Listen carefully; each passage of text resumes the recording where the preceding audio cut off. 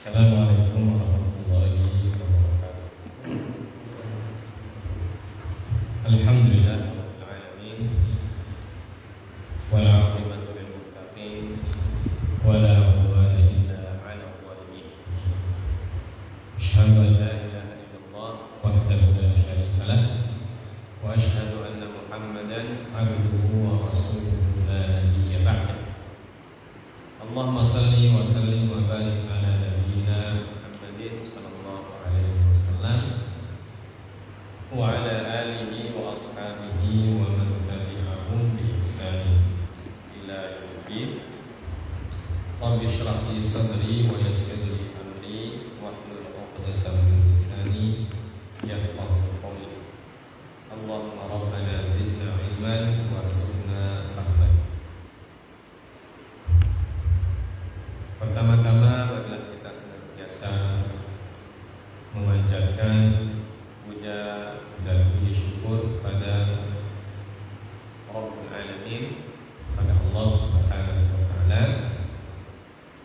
yang tidak henti-hentinya memberikan kepada kita nikmat, mencurahkan kepada kita berbagai macam anugerah, baik yang lahiriah ataupun yang batiniyah. Semoga kita bisa memanfaatkan nikmat-nikmat Allah itu, mendekatkan diri kita kepadanya. Karena salah satu bentuk kesyukuran kita adalah menggunakan semua nikmat Allah yang kita dapatkan untuk bertakarrub kepada Allah Subhanahu wa taala. Salawat dan salam tak lupa kita sampaikan juga kepada baginda Nabi Muhammad SAW, Nabi terakhir yang diutus oleh Allah Subhanahu wa taala untuk membimbing umat manusia ke jalan yang benar, ke jalan yang diridhoi oleh Allah Azza wa Jalla, yaitu jalan agama Islam yang syariatnya adalah syariat yang terang-benderang, yang halalnya jelas dan haramnya juga jelas. Begitu pula kepada para keluarga, anak istri, keturunan beliau dan sahabat-sahabat beliau yang setia dan yang telah diridhoi oleh Allah Subhanahu wa taala. Jemaah sekalian dimuliakan oleh Allah, kita kembali bermajelis di malam Selasa ini atau di malam Rabu. Di malam Rabu ini kita khususkan untuk kita belajar tentang sirah dan sejarah Nabi kita, Nabi Muhammad sallallahu alaihi wasallam. Tentu harapan kita dengan membaca sejarah ini, pertama-tama kita makin mengenal baginda Nabi Muhammad sallallahu alaihi wasallam, terutama mengenal tentang perjuangan beliau menegakkan kalimat Allah, perjuangan beliau menyiarkan syariat Allah Subhanahu wa taala. Dan selanjutnya kita ikuti, kita ittiba kepada langkah beliau supaya kita mendapatkan keselamatan di dunia dan di akhirat. Pekan lalu terakhir kita sudah menjelaskan tentang kondisi sosial atau keadaan sosial masyarakat Madinah, ya, ketika Nabi SAW hijrah ke sana. Kondisi sosialnya diantaranya masyarakat Madinah terdiri dari 3 kelompok besar, ya, dan masing-masing kelompok punya karakteristik sifat-sifat tersendiri. Ya. Nah, kita sudah selesaikan kelompok yang ketiga, yaitu kelompok Al-Yahud, kelompok orang-orang Yahudi dan sifat-sifatnya, dan disebutkan juga dalam kitab Sahih, kitab Al-Bukhari, Sahih Bukhari, ya, tentang Islamnya salah seorang tokoh Yahudi, yaitu Abdullah bin Salam radhiyallahu ta'ala anhu, dan bagaimana sikap kaumnya ketika mengetahui bahwa Abdullah bin Salam sudah masuk Islam. Yang tadinya beliau ini radhiyallahu taala anhu, Abdullah bin Salam, adalah orang yang sangat dihormati oleh orang Yahudi di Madinah, bahkan dijadikan sebagai rujukan dalam masalah agama. Karena beliau seorang alim dalam ilmu kitab Taurat, seorang alim dan anaknya dari seorang alim. Jadi Abdullah bin Salam dalam masyarakat Yahudi terkenal sebagai anak keturunan dari orang-orang alim tentang Taurat. Dan ketika beliau masuk Islam, juga dikenal sebagai sahabat dari Nabi Sallallahu Alaihi Wasallam yang banyak berperan dalam penyebaran agama Islam. Nah,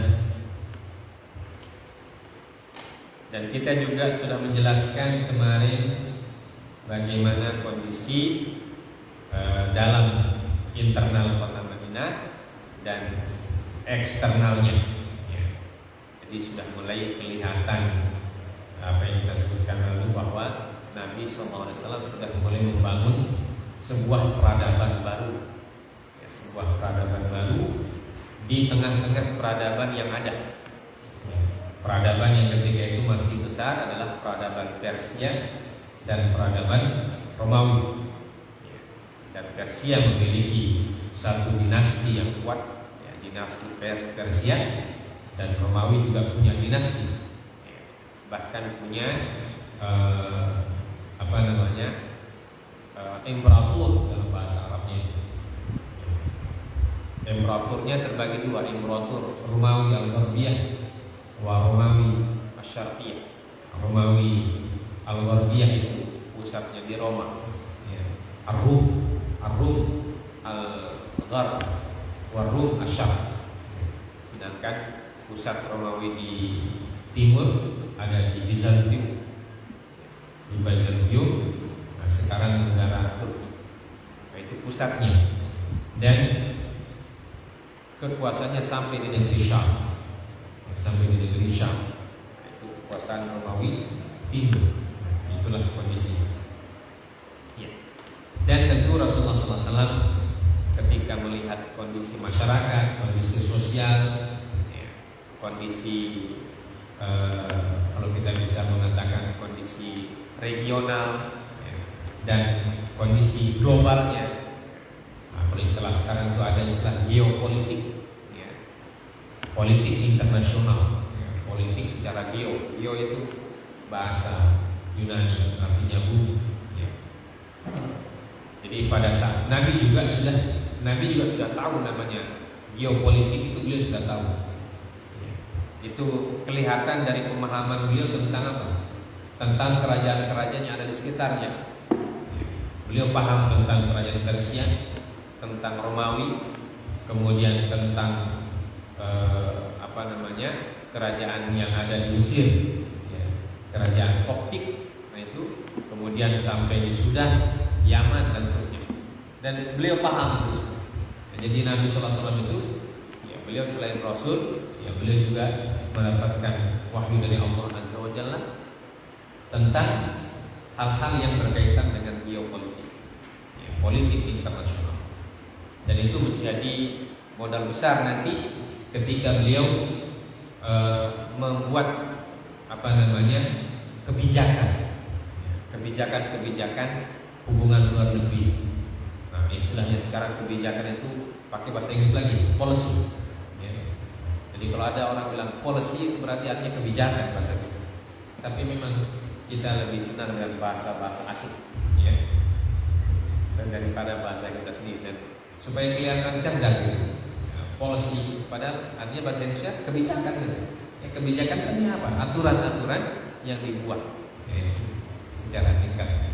Cuma karena kita sekarang ini sudah ada di dunia yang sudah begitu erat hubungannya dengan dunia luar, maka otomatis istilah-istilah yang dipakai orang luar juga kita harus tahu. Makanya sampai debat capres dan cawapres pun ada pertanyaan tentang istilah-istilah luar negeri. Walaupun yang bertanya juga kadang tidak tahu kadang jawab. Baik. Nah itu istilah geopolitik. Sekarang untuk menyikapi itu semua, apa yang dilakukan oleh Nabi SAW? Nah ini yang pertanyaan penting yang bisa kita pelajari. Jadi jangan kita menyangka oh Nabi itu yang dia tahu cuma masalah agama saja.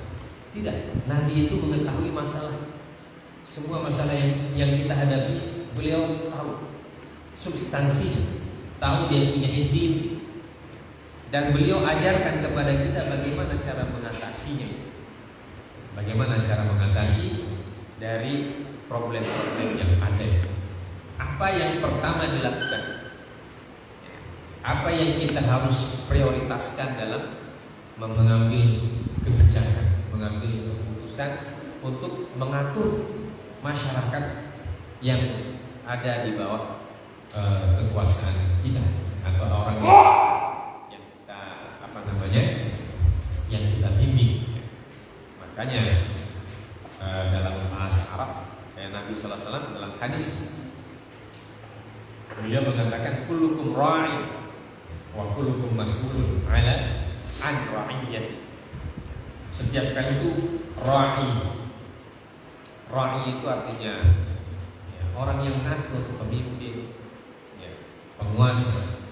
Wa kullukum mas'ulun an ra'iyyati. Dan setiap orang dari kalian akan ditanya tentang kekuasaannya itu, tentang kepemimpinannya, apa yang dia bikin, bagaimana caranya dia mengatur orang-orang yang dia pimpin. Itu akan ditanya oleh Allah Azza wa Jalla. Dan Nabi SAW sudah memberikan kepada kita bagaimana cara mengatur orang-orang yang ada. Maka dalam sejarah disebutkan apa langkah pertamanya. Nah, kita mulai dengan langkah pertamanya. Di sini disebutkan dalam kitab ini, qala al-alif rahimahullah, qad aslafna anna nuzula Rasulullah sallallahu alaihi wasallam di Madinah di Bani Najjar kana yaumal jum'ati 12 min Rabiul Awal sanata al-ula bil hijrah al-muwafiq 27 September sanah 622 wa annahu nazala fi ardi amama dari Abi Ayyub wa qala hahuna al-manzil insyaallah thumma intaqala ila baiti Abi Ayyub. Artinya kita sudah memaparkan sebelumnya bahwa Rasulullah SAW ketika tiba di kota Madinah, beliau singgah di Bani An-Najjar, seperti yang kita sudah sebutkan lalu. Nah di Bani Najjar inilah datang siapa? Abdullah bin Salam. Dan Bani Najjar adalah keluarga Nabi dari pihak ibu. Keluarga Nabi dari pihak ibu, seperti yang kita sudah sebutkan dalam kisah beliau pertama masuk Madinah. Beliau ditarik oleh orang-orang Madinah. Semua kabilah ingin disinggahi oleh Nabi SAW. Semua kabilah ingin disinggahi, atau semua kabilah ingin Nabi singgah di tempat mereka. Tapi kan kabilahnya cukup banyak dan Nabi SAW baru datang. Jadi beliau mengatakan kepada orang-orang tersebut, saya biarkan dulu saya punya unta ini berjalan, tidak usah pegang dia punya tali kendali, karena dia tahu di mana dia punya tempat mau berhenti. Tapi sebelum itu beliau singgah dulu di Bani An-Najjar, di Bani atau di tempat istilah bahasa Arabnya akhwal. Akhwal itu jamak dari khal. Khal itu saudaranya ibu. Saudaranya ibu kita namanya khal. Kalau saudara bapak namanya am. Makanya bahasa Arab itu ada bedanya antara khal dan am. Kalau bahasa kita om semua. Saudara mama om, saudara bapak juga om. Dan om itu berasal dari bahasa Arab am. Jadi om bahasa Indonesia itu berasal dari bahasa Arab, yaitu am, saudaranya bapak. Walaupun bergeser maknanya. Kalau dalam bahasa kita semua om, mau saudara ibu, mau saudara bapak, semuanya om. Nah, kalau bahasa Arab, kalau saudara ibu namanya khal. Ya. Dan Nabi SAW beliau singgah di Bani Najjar, yaitu akhwal beliau, yaitu paman beliau dari beliau.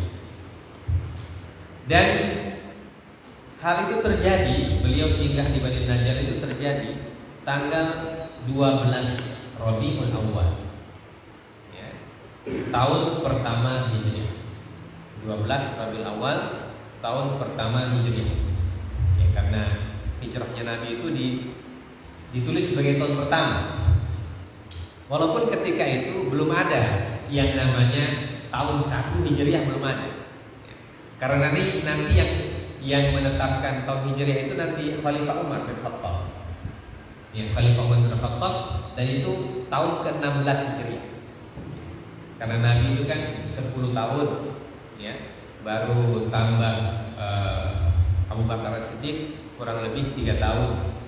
Ya. Nah, baru setelah itu tahun ke-14 Hijriah itu sudah mulai kekuasaannya atau kekhilafahnya Umar bin Khattab. Dan 2 tahun setelah Umar bin Khattab memerintah, baru beliau memutuskan untuk membuat tahun baru khusus untuk kaum muslimin. Ya. Maka di situ terjadi diskusi, atau istilah kita sekarang debat, perdebatan antara para sahabat. Kalau kita mau bikinkan kaum muslimin tahun, ya, kita mulai dari mana? Dari tahun kapan ditentukan tahun 1 Hijriahnya? Ada yang mengatakan sejak lahirnya Nabi sallallahu alaihi wasallam. Ada yang mengatakan sejak Nabi diutus menjadi rasul. Jadi ada 3 pendapat paling tidak. Ya. Kemudian pendapat yang ketiga, dan ini sebenarnya pendapatnya Ali bin Abi Thalib radhiyallahu taala dalam sejarahnya. Jadi Ali bin Abi Thalib mengatakan, ya, karena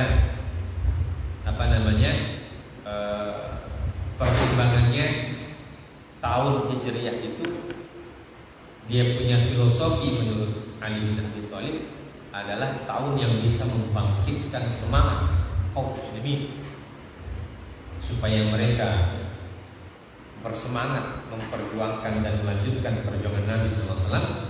Maka kita mulai saja sejak hijrahnya Nabi, ya, hijrahnya Nabi.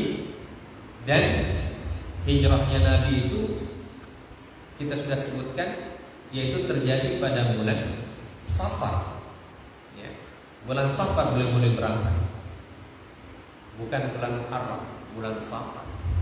Sedangkan bulan Safar itu adalah bulan kedua dalam kebiasaan orang Arab. Jadi Muharram, Safar itu kan sudah ada sebelum Nabi, sudah ada itu bulan. Dan bulan Safar itu bulan kedua. Maka otomatis karena bulan Safar bulan kedua, dimulailah tahun penanggalan kalender Hijriah dianggap dari bulan Muharram. Dan bulan Muharram itu juga disebutkan oleh Ali bin Abi Thalib bahwa mulai saat itu mulai terjadi hijrah. Walaupun Nabi belum hijrah, tapi para sahabat sudah mulai hijrah. Ya. Jadi kalender Hijriah itu sesuai filosofinya Ali bin Abi Thalib bukan hanya disandarkan kepada hari di mana Rasulullah hijrah ke Madinah, tapi secara kolektif, ya, secara kolektif mulai hijrahnya para sahabat dari Mekah ke Madinah. Itu kan mulai hijrahnya bulan Muharram. Karena penduduk Madinah yang baiat di Aqabah itu terjadi di bulan Zulhijjah. Ya. Dan ibadah haji selesai tanggal 14 Zulhijjah. Jadi ada tanggal antara pertengahan Zulhijjah kedua, pertengahan yang kedua, mulai dari tanggal 15 terusnya. Nah, itu mulai ada 1-2 orang yang sudah pergi ke Madinah. Tapi ketika sudah Muharram itu sudah ada izin dari Nabi Sallallahu Alaihi Wasallam secara kolektif, beliau mengizinkan kaum muslimin untuk berhijrah ke Madinah. Ya, sedangkan beliau masih menunggu perintah dari Allah kapan beliau harus tahu. Baik, maka ini disebut sebagai tahun pertama Hijriah. Maka ketika ditetapkan itu tahun ketika Umar bin Khattab itu memerintah, maka dihitung mundur dia, ya, dari sejak ditetapkannya oleh Umar bin Khattab itu dihitung mundur sampai sekian tahun, dan ternyata ditetapkannya itu tahun ke-16 Hijriah. Nah, tahun ke-1 Hijriah tanggal 12 Rabiul Awal, ya. Jadi bulan Rabiul Awal ini ya bulan yang dari sisi sejarah kaum muslimin cukup banyak peristiwa-peristiwa yang penting, ya, yang terjadi pada bulan Rabiul Awal, ya. Salah satunya ya disebutkan bahwa lahirnya Nabi juga di bulan Rabiul Awal.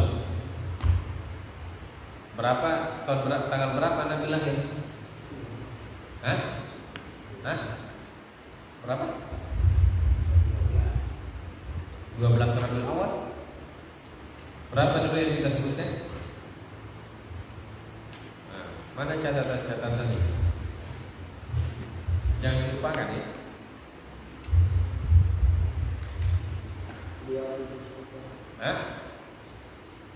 Lahirnya Nabi.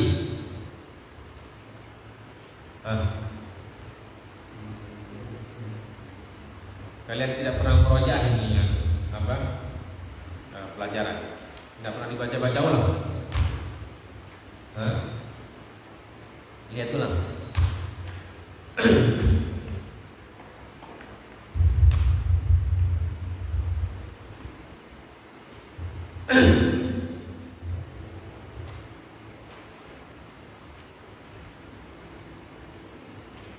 Yaumul Itsnain at-tasi' min syahri Rabiul Awal. Li awal amin min haditsatil fil. Jadi dalam kitab ini disebutkan Nabi SAW lahir hari ke-9 dari Rabiul Awal. Jadi bukan ke-12. Kalau Maulid tanggal 12, ya. Hari Maulid tanggal 12. Walaupun memang banyak pendapat, tapi Syekh Sofiur Rahman Al-Barakfuri ini menguatkan pendapat, dan ini hasil penelitian beliau tentunya, karena ini buku sejarah berdasarkan penelitian. Beliau mengatakan hari Senin tanggal 9. Hari Senin itu tanggal 9 Rabiul Awal. Karena dalam hadis Nabi SAW tidak pernah menyebutkan tanggal lahirnya. Beliau hanya mengatakan hari lahir. Tentang puasa Senin Kamis. Puasa Senin Kamis, beliau mengatakan bahwa saya lahir hari Senin. Nah, setelah diteliti oleh Syekh Sofiur Rahman Al-Barakfuri, hari Senin tahun 571 Masehi.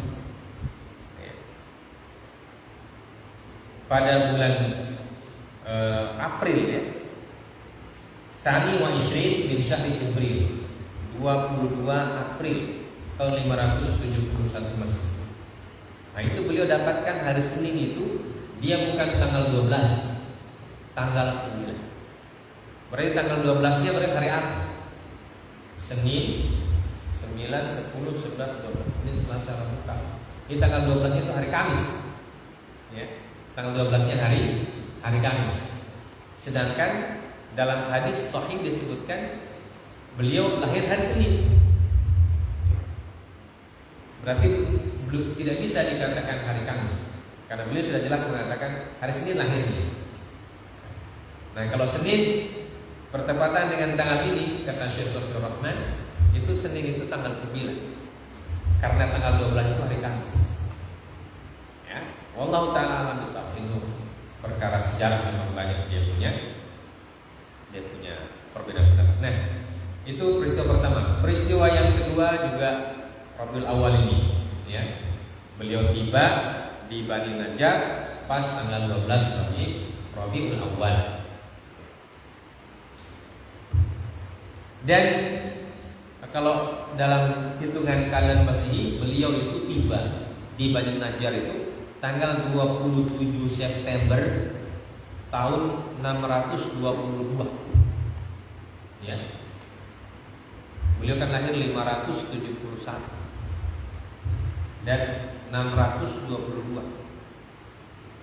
571.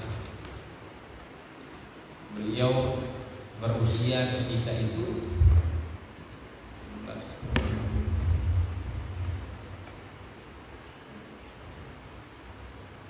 Usia beliau berapa?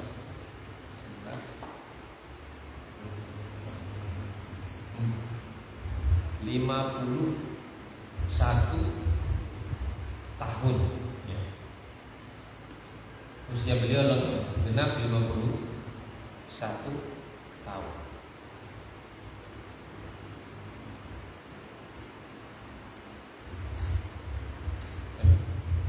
(622) 571. Iya. 21 12 kurang 7 5. Jadi 51 tahun. Jadi beliau berusia 51 tahun ketika beliau tiba di kota Madinah.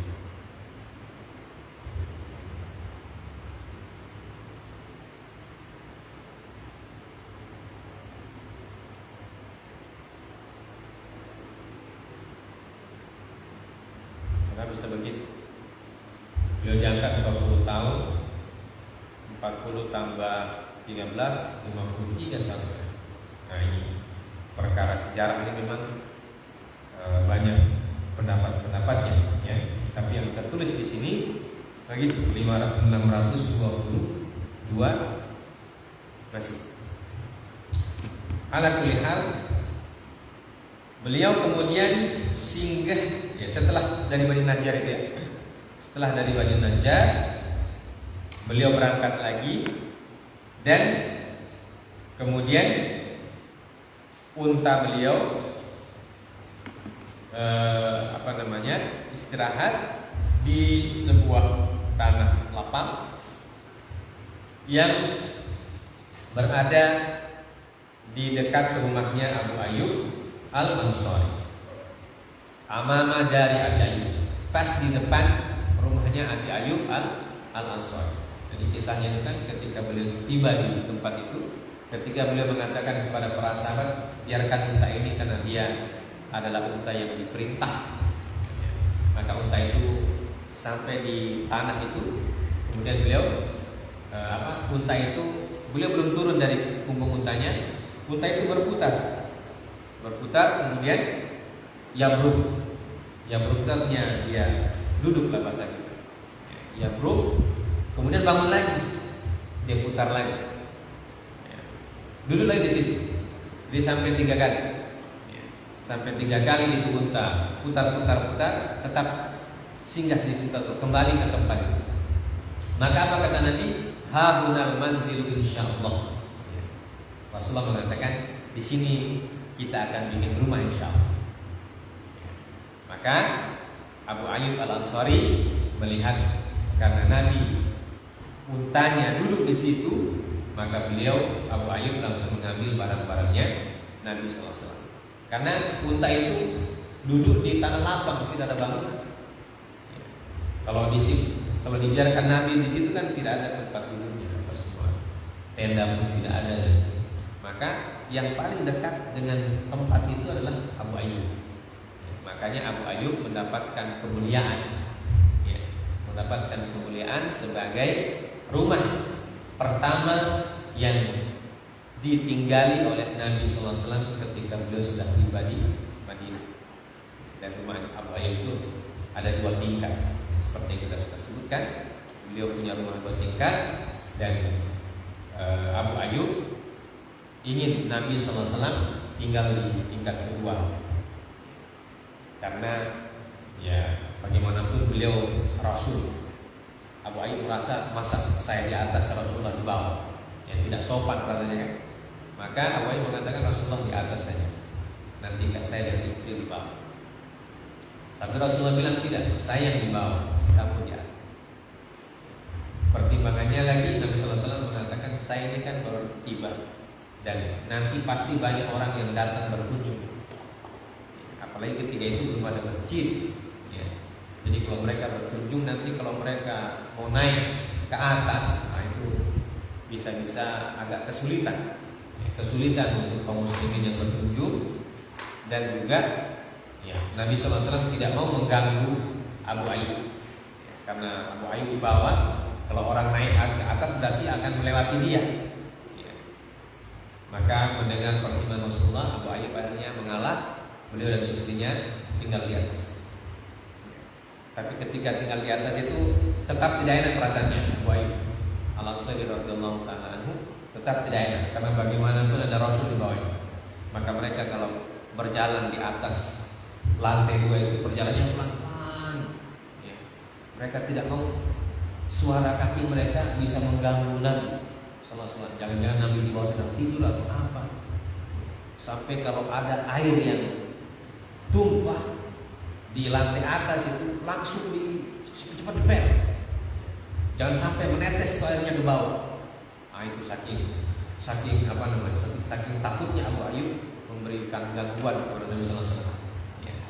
Jadi kalau ada air yang tumpah apalagi susu air minum semua, dia dan istrinya itu langsung sibuk cari kain pel semua. Cepat-cepat jangan sampai merembes ke bawah. Karena rumah tingkat orang dulu kan tidak sama dengan kita sekarang. Ya. Tingkat orang dulu kan ya walaupun tingkat tapi tetap sederhana dia punya konstruksi bangunan, tidak seperti sekarang. Kalau seperti sekarang kan lantai 2 itu sama dengan lantai di bawah, tidak ada hubungannya dengan lantai di bawah. Maka Abu Ayyub dengan istrinya langsung. Nah itulah yang terjadi ya mas kalian. Sehingga beliau Abu Ayyub Al-Ansari mendapatkan kemuliaan menjadi orang atau tuan rumah yang pertama yang ditinggali oleh Rasulullah SAW. Baik. Kemudian setelah beliau mendapatkan tanah itu, ya, dan beliau mengetahui bahwa tanah itu adalah milik 2 orang anak yatim. Milik anak yatim, warisan dari orang tuanya. Ya. Maka Rasulullah SAW ingin mendirikan masjid di situ, di tanah itu. Maka dia mencari anak yatim itu, beliau mencari anak yatim itu dan ditemukan, dan beliau bilang sama anak yatim bahwa ini tanahmu ini, warisanmu ini, kita akan beli dan kita akan dirikan masjid. Dan anak itu mengatakan, ya Rasulullah, kalau untuk masjid kami hibahkan, ya, kami serahkan kepada Rasulullah, tidak usah dibayar. Tapi Rasulullah bilang tidak, tetap harus dibayar. Maka dibayarlah, ya, tanah itu dengan dalam sejarah disebutkan menggunakan uang yang dibawa oleh Abu Bakar As-Siddiq radhiyallahu taala anhu. Karena Nabi ketika hijrah kan tidak bawa uang, ya. Yang bawa Abu Bakar yang bawa uang. Ya, seperti kata Asma binti Abu Bakar bahwa Abu Bakar itu ketika beliau pergi bersama Nabi SAW, beliau bawa semua dia punya uang. Beliau bawa semua uangnya sampai-sampai ketika kakeknya Asma, Abu Quhafah itu bertanya kepada Asma, apakah ayahmu meninggalkan sesuatu untuk kalian? Asma bilang, masih banyak yang tinggal. Dan Abu Quhafah itu kan buta, sehingga Asma mengambil batu-batu ukuran uang, seukuran dengan koin-koin begitu, dia simpan di dalam kis. Kis itu bahasa kita sekarang tas yang terbuat daripada kain, yang biasa dipakai menyimpan uang.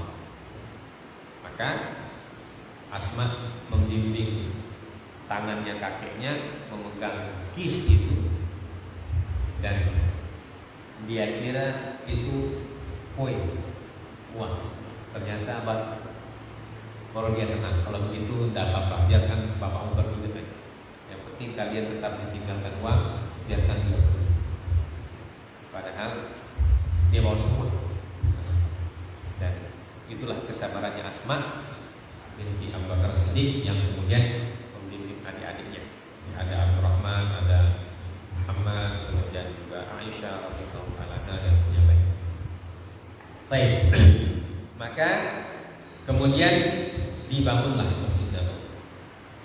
Maka disebutkan wa awwalu khutwatin khattaha Rasulullah sallallahu alaihi wasallam ba'da dzalika huwa iqamatul Masjid Nabawi fa fil makan alladhi barakat fihi naqatuhu amara bi bina'i hadzal masjid washtarahu min ghulamaini yatimaini kana yamlikani wa sahama fi bina'ihi bi nafsihi fa kana yanqul labana wal hijarata wa yaqul Allahumma la 'aisha illa 'aishul akhirah faghfir lil ansari wal muhajirah. Dan langkah yang pertama ini kita sebutkan tadi dari sekian banyak problematika yang beliau hadapi ketika itu, beliau memutuskan langkah pertama untuk menyelesaikan masalah ini harus ada tempat berkumpul untuk berdiskusi. Ya. Karena ini akan membuat peradaban baru ini. Ya. Kalau raja-raja dulu kan tidak perlu diskusi, cuma dia main perintah saja. Ya. Tapi Nabi SAW mengajarkan kepada manusia bahwa urusan-urusan bersama itu harus diselesaikan secara bersama, harus dengan kesepakatan bersama. Maka kalau dengan kesepakatan bersama, maka harus ada tempat untuk berkumpul, berdiskusi, berdebat dan seterusnya untuk merumuskan program-program mengatasi masalah tersebut. Maka awal khutwatin, langkah pertama yang beliau laksanakan adalah membangun Masjid Nabawi.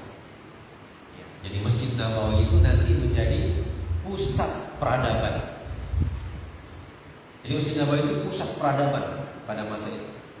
Semua peradaban munculnya dari situ. Ya. Semua peradaban muncul dari situ. Dari sisi pendidikan muncul dari situ, pendidikan karakter muncul dari situ, pendidikan tentang sains, teknologi muncul dari situ, pendidikan tentang semua masalah, tentang sosial muncul di situ. Karena disitulah Nabi SAW berkantor lah istilah kita sekarang. Ya. Beliau membangunnya fil makan alladzi barakat fihi naqatu amara bi bina'i masjid. Di tempat di mana unta beliau itu yabruk, yabruk artinya baraka yabruk, baraka yabruk. Maka kalau kita mendoakan kepada orang mendapatkan berkah itu, yang benar adalah mubarak. Dari kata barakah, yubarik. Kalau barakah yabruku, mabruk. Kalau mabruk itu artinya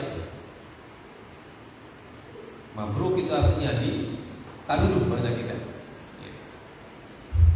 Karena dari kata barakah yabruku, barikun, mabruk. Ya. Walaupun dalam bahasa Arab sendiri ada kata-kata yang keluar dari wazan, yang keluar dari wazannya dan dimaksudkan menjelaskan atau artinya sama dengan kata-kata yang ada di wazan yang lain. Seperti kata mabruk, orang mengartikannya dengan semoga kamu mendapatkan berkah. Ya. Walaupun kata semoga mendapatkan berkah itu kata aslinya bukan mabruk tapi mubarak. Ya. Karena ada kata barakah yubariku, mubarakatu. Ya. Baik. Washtara min ghulamain yatimain, dan beliau membelinya dari dua orang yatim. Jadi pewaris tanah itu yang sekarang jadi Masjid Nabawi itu, yaitu Masjid Nabawi yang ada mimbarnya Nabi. Jadi kalau kita ke Masjid Nabawi ada dua mimbar. Mimbar yang ada di tengah, yang dekat dengan maqam, nah itulah tanah tempat untanya Nabi dulu di situ. di sekitar situ. Ya. Karena di tanah itulah Nabi membangun masjid. Dan Masjid Nabawi yang asli ya tidak seluas yang sekarang. Kalau sekarang itu kan hasil pelebaran dari khalifah ke khalifah yang lain, dari sekian banyak penguasa kaum muslimin, Amirul Mukminin, ada yang khalifah, ada Amirul Mukminin, ada pokoknya namanya macam-macam itu gelar-gelarnya penguasa kaum muslimin. Nah itu jadi sekarang ya sampai sekarang bergerak Malik ya, Khadimul Haramain yang diluaskan. Dan dulu Masjid Nabi sallallahu alaihi wasallam yang ada di antara mimbar Nabi dan maqam yang disebut sebagai Raudhah. Ya, disebut dengan Raudhah karena Nabi sallallahu alaihi wasallam antara mimbarku dengan rumahku adalah Raudhah min Riyadhil Jinan. Ya, di antara taman dari taman-taman surga. Di situ tempat orang berdoa yang mustajab. Dan rumahnya Nabi adalah kuburannya Nabi. Di kuburan Nabi itu dulu rumah ya, karena dalam sejarah disebutkan Rasulullah SAW tinggal ketika itu beliau mengakhiri kehidupannya di rumahnya Aisyah radhiyallahu taala. Jadi makam Nabi yang sekarang atau kuburan Nabi yang sekarang itu dulu adalah kamarnya Sayyidah Aisyah. Kamarnya Sayyidah Aisyah, beliau wafat di situ dan dikebumikan di kamar itu pula. Jadi dikebumikan di kamar yang tempat beliau istirahat setiap hari dengan Sayyidah Aisyah, disitulah beliau dikubur. Nah itu kemudian antara itu, nah itu masjid. Nah di unta itu dulu sejarahnya unta itu ya Yabruk di situ. Yabruk di tanah. Kemudian tanah itulah yang dibeli oleh Nabi, ya. Karena washtarahu min ghulamaini yatimaini kana yamlikani. Dan beliau membelinya dari dua orang anak yatim yang merupakan pemilik dari tanah tersebut. Karena mereka punya warisan dari orang tuanya. Dan disebutkan dalam sejarah bahwa tanah itu dulu warisan dua orang anak yatim dan di situ ada pohon kurma. Tapi tinggal dia punya bahasa apa itu? Tuur. Bahasa kita tuurnya. Ya kurma yang sudah mati, kurma yang sudah mati sudah lama. Ya tinggal dia punya akar-akar itu. Kemudian ada beberapa kuburan masa jahiliyah. Ya. Maka ketika beliau memutuskan membangun masjid di situ, itu kuburan dibongkar. Kuburannya dibongkar, dipindah ke tempat lain. Kemudian akar-akar bekas pohon kurma itu digali, kemudian diratakan. Setelah diratakan baru didirikan masjid. Fakana wasahama fi bina'ihi binafsi, fakana yanqul labid wal hijarata wa yaqul.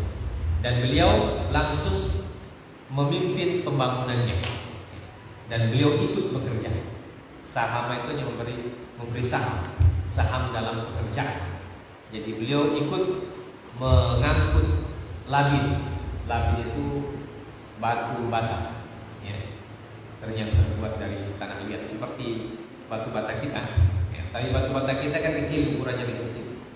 Kalau batu batanya orang Arab besar ukurannya. Jadi kayak batu bata zaman dulu, satu kali simpan begitu selebar. Ya. Nah, itu dibuat dari tanah liat, wal hijarah dan batu. Ya. Jadi Masjid Nabawi dulunya terbuat dari dinding yang terbuat dari tanah liat, batu bata, kemudian fondasinya dibuat dari batu.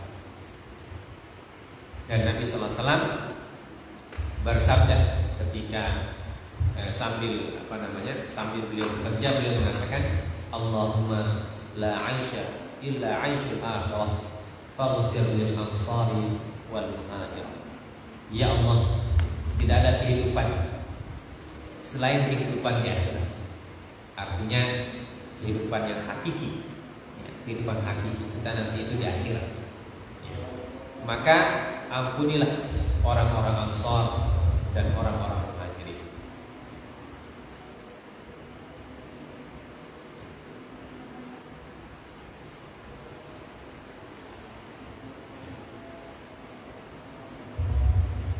Wa kana yaqul hadzal hammal la hammala khair la hammala khaybar hadza abarru rabbina wa aqwa. Ini benda yang kita bawa, ya, bukanlah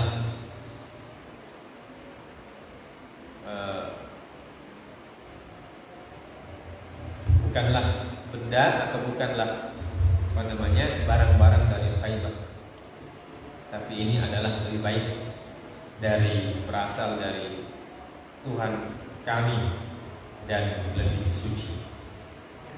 Wa kana dzalika mimma yazidu nasyat as-sahabah bil bina'i hatta inna ahadahum yaqul li an ta'atna wa nabiyyu ya'mal lidza ladzaka minnal amalu al-mughallal. Apabila kita duduk sedangkan Nabi bekerja, maka itu adalah sifat yang lidzaka minnal amalu al-mughallal. Kalau begitu, maka itu perbuatan kita yang tersesat, ya, kata mereka. Jadi ketika melihat Nabi, beliau sambil bersabda, sambil bekerja, maka sahabat juga tambah semangat. Dan mereka mengatakan, kalau Nabi saja bekerja, maka kita harus lebih semangat. Jadi kalau Nabi kerja baru kita orang duduk, berarti kita orang sudah tersesat, kata mereka. Karena membiarkan Nabi capek sendiri, ya. Nah, ini jamaah sekalian dimuliakan oleh Allah Azza wa Jalla. Kisah awal dari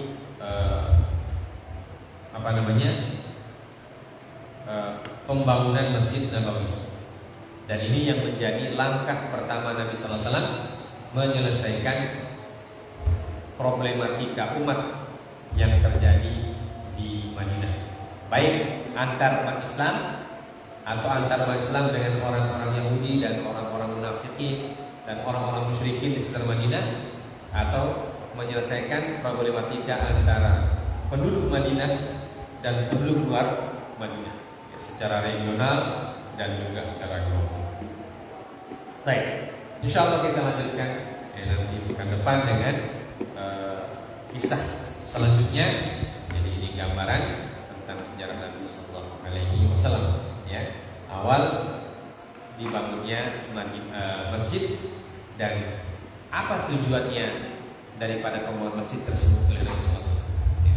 Jadi bukan sekedar sebagai tempat sholat saja. Ya.